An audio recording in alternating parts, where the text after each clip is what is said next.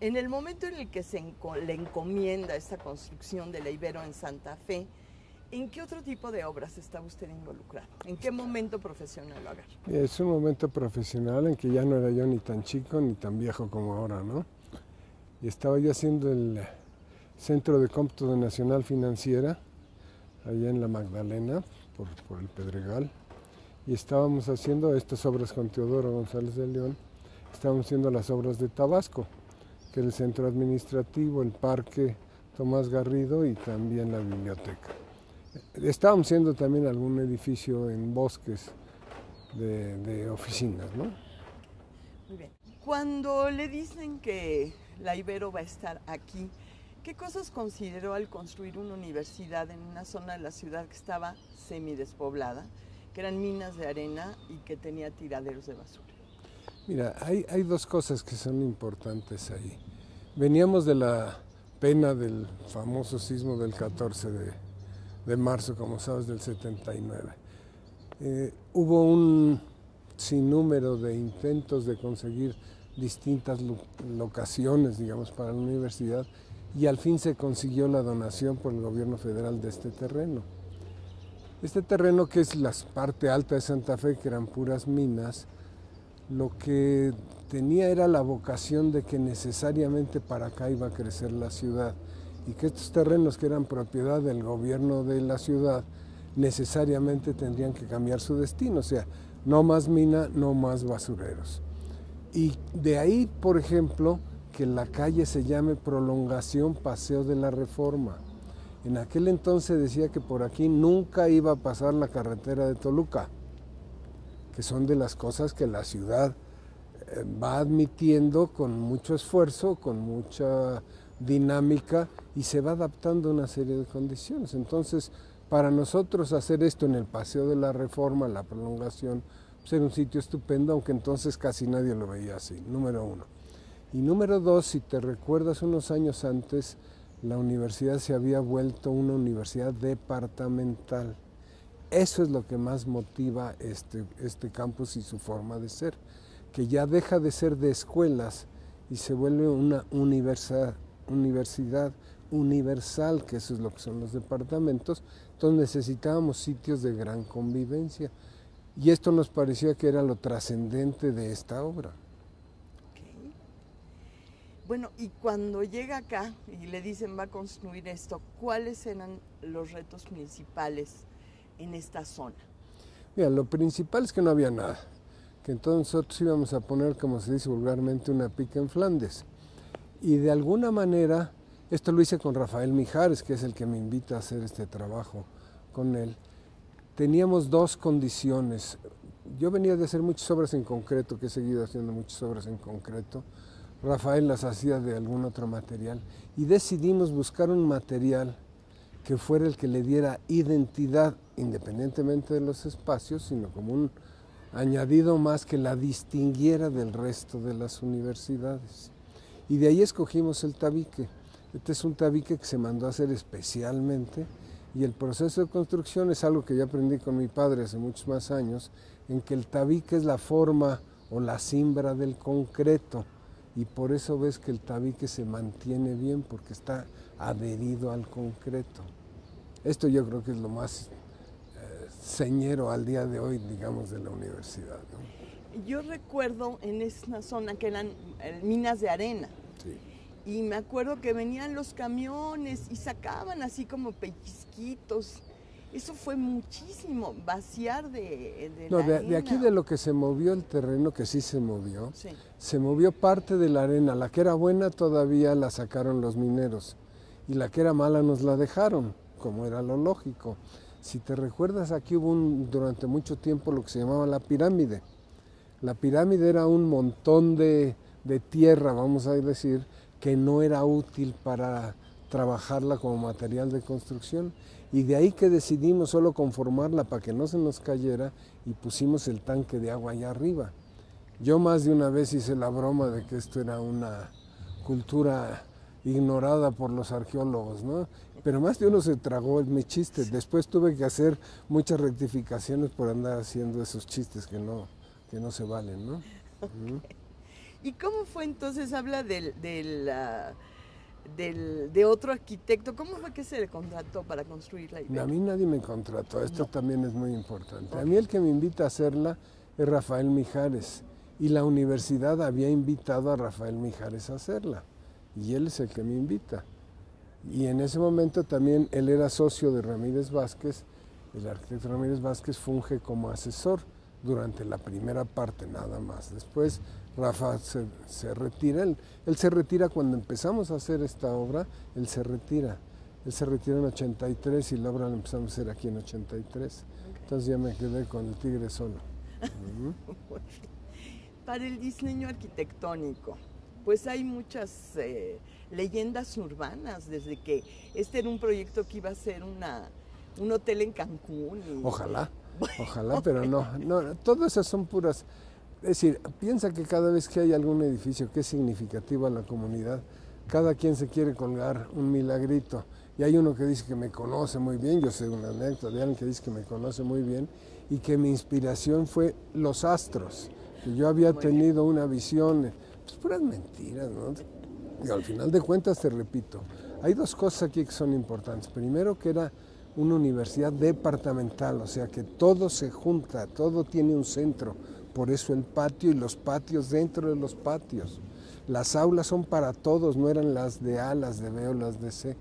Esto es lo que lo hacía muy distinto, esa es una parte.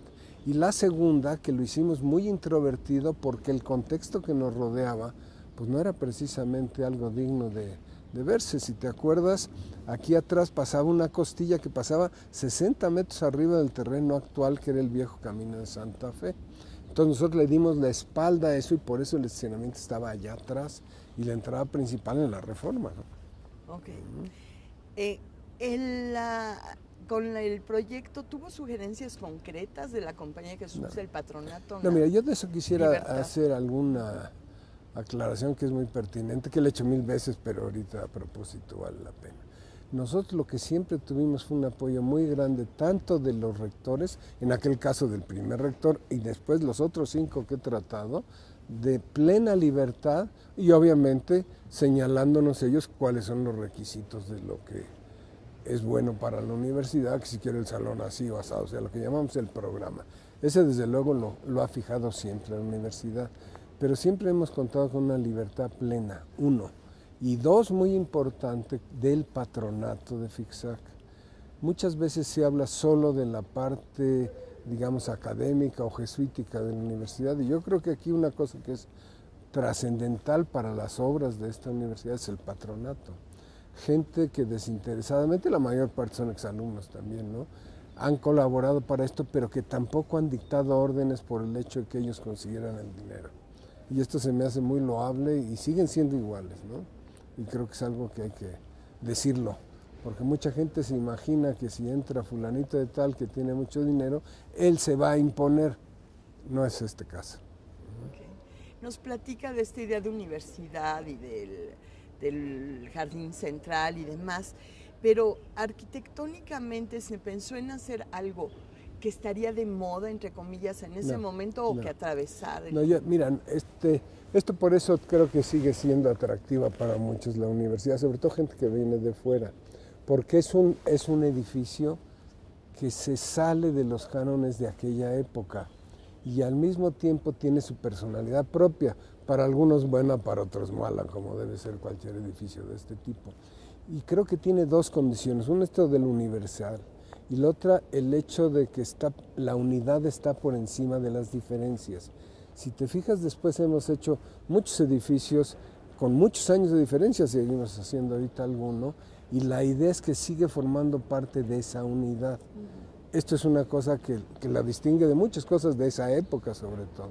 Y la segunda, que todo tiene luz natural y ventilación natural. Eso es algo que en aquel entonces se decía que ya no iba a ser el camino, que todo debía de ser de aire acondicionado, etcétera, y que si no tenía luz, pues no le hacía, etcétera. Entonces, si te fijas aquí, pues un porcentaje altísimo tiene luz natural, igual que tiene ventilación natural. En un principio había unas zonas, departamentos sin ventanas, eso se tuvo que modificar. No, ese es un pleito de algunos maestros, no voy a decir quiénes, que abrieron unas ventanas en ese pasillo, nada más en ese pasillo, Okay. ¿no? Que porque tenían ventana alta, pero querían ventana abajo. Y luego de esa ventana abajo, lo que si te pasas hora por ahí siempre están cerradas, porque no quieren que los vean, ¿no? Entonces, bueno, ¿Qué tan funcional, qué tan estética es esta universidad? pues eso está en otros decirlo, ¿no? Ok. A mí cuando me preguntan les digo que siempre lo único que pretendemos cuando hacemos estas obras es que las obras hablen por sí solas y ellas trasciendan, no los que las hacen. Las obras son las que trascienden. ¿Y qué habla esta universidad? Yo diría que habla de algo muy mexicano, pero sin la connotación esta vulgar de que nos ponemos sombrerotes y nos pintamos de colores, pero habla de algo muy mexicano que son los patios, habla de algo muy mexicano que es el ladrillo, independientemente que se usen en muchísimos lugares del mundo, y habla de otra cosa que yo creo que es lo más atractivo. Cuando viene uno a ver aquí a los chicos y entra uno y ve la escalinata llena de gente sentada, se hace ese lugar que yo siempre digo que distingue de algunas de las obras que he hecho de la mayoría, que es el lugar que nadie nos pidió, es el lugar que no estaba en el programa, tienes que hacer una escalinata con una pérgola para ver si se sientan ahí las guapotas. No, pero sucede. Y esa es la memoria que se llevan los chicos que estudian aquí, más grande se las da el edificio, no el salón de clase. Si hubiese sabido en ese momento que Santa Fe se iba a transformar en lo que se transformó, con estos edificios altos, con esta arquitectura, ¿hubiese proyectado el Ibero de otra manera? No. No, mira, nosotros hemos tenido también la suerte de hacer varios de los edificios que nos rodean, ¿no? Entonces yo creo que no, yo creo que el tiempo del Ibero fue muy adecuado en muchos sentidos, como siempre de las tragedias salen las luces. Y yo creo que en ese sentido el sitio que tiene ahora la universidad pues es único, ¿no? Que debió de haber sido más grande, dicen ahora. Hubo un momento en que se estuvo a punto de comprar terrenos adicionales, pero no se consiguió el dinero, entonces no se hizo. ¿Alguna anécdota triste durante Bueno, la construcción? yo diría que tuvimos aquí mucha suerte, no hubo ningún accidente en que algún obrero haya muerto, eso creo que es una fortuna. Y creo que lo único que fue un poco triste es no haberse podido cambiar en la época en que se dijo que nos íbamos a cambiar. Triste en el sentido que era el esfuerzo de muchísima gente, sobre todo, como decía el dicho de aquel tiempo, la universidad somos nosotros y no los edificios. Y entonces viene esa campaña que se inventa Marcela Regui de que los muchachos también se les iba a poner una plaquita cuando donaban algo, y por eso la universidad está llena de plaquitas. Y se consiguen al fin recursos adicionales a los del gran patronato, ¿no? ¿Y alguna anécdota feliz de este? Mira, yo creo que la anécdota más feliz, desde mi punto de vista, la primera vez que nos premian un edificio en el extranjero fue este edificio. Muy bien. ¿Dónde fue premiada? Esa fue premiada en la Trienal Mundial de Arquitectura de Sofía, Bulgaria, en el 89. ¿Cuántos ladrillos hay aquí? Muchos más de los que somos tú y yo. Muchas gracias, A ti. arquitecto A ti, Francisco muchas Serrano. gracias.